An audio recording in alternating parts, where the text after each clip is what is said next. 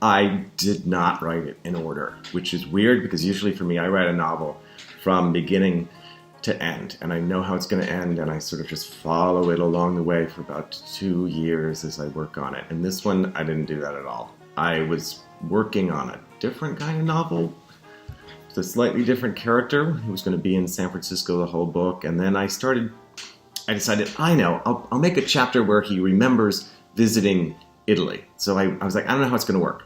So I was in Italy, and so I wrote the chapter about Italy in about a week, and it's almost unchanged from that time that I wrote it.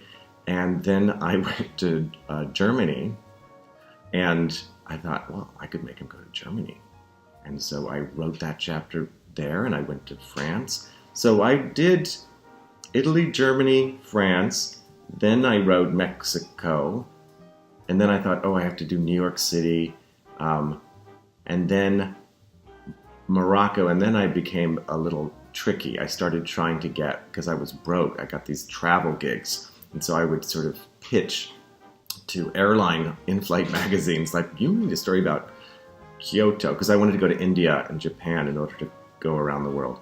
I wrote a chapter about Vietnam, which is not in the book, and then I wrote the last 2 chapters while I was in India for 6 weeks, and I wrote Japan up until before the ending of the book.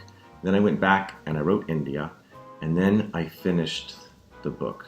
So I sort of kept that part for myself. And that was a really satisfying experience, to withhold the ending until I had really written every little part of the book and knew everything that was contained in it, and I got to wrap it up. Was there a thought process? I was just having a really great time doing exactly what I wanted.